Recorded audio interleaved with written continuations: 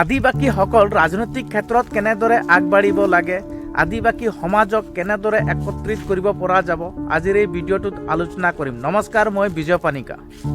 ঝাৰখণ্ডত আদিবাসীসকলে নিজৰ ৰাজনৈতিক শক্তি গঢ়ি তুলিবলৈ সক্ষম হৈছিল। উদাহৰণস্বৰূপে হেমন্ত সোৰেনৰ নেতৃত্বত ঝাৰখণ্ড মুক্তি মৰ্চা ৰাজ্যৰ ৰাজনীতিত শক্তিশালী ভূমিকা লৈছিল। প্ৰথম কথা হ'ল শিক্ষা আৰু সচেতনতা। যেতিয়া মানুহে নিজৰ অধিকাৰ নাজানে তেতিয়া তেওঁলোকে সহজে প্ৰভাৱিত হয়।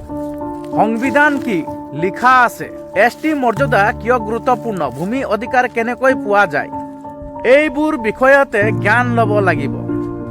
দ্বিতীয় হ'ল ঐক্য। আজি আমি দল উপদলত বিভক্ত, কোনোবাই এটা দলক সমৰ্থন কৰিব, আকৌ আন কোনোবা এটা দলক সমৰ্থন কৰিব। কিন্তু সমাজৰ ডাঙৰ স্বাৰ্থত একলগে থিয় হ'ব নোৱাৰিলে ৰাজনীতি শক্তিত নাথাকে। তৃতীয় হৈছে ভোটৰ মূল্য বুজা। ভোট হৈছে আটাইতকৈ ডাঙৰ শক্তি।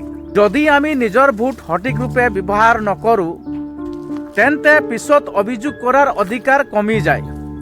টকা বা সাময়িক লাভৰ বাবে ভোট বিক্ৰী কৰিলে সমাজৰ ভৱিষ্যত অন্ধকাৰ হয়। চতুৰ্থ, যুৱ সমাজৰ ভূমিকা।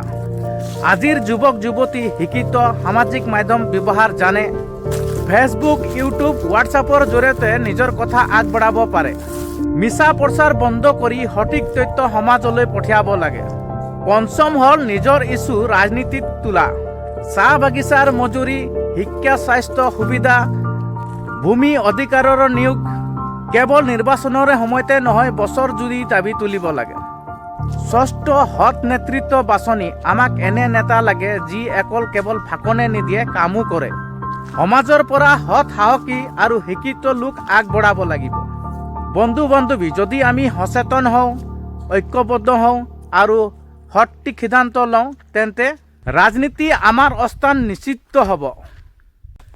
শেষত মই ক'ব বিচাৰোঁ, ভোট আমাৰ শক্তি, ঐক্য আমাৰ অস্ত্ৰ, শিক্ষা আমাৰ পথ।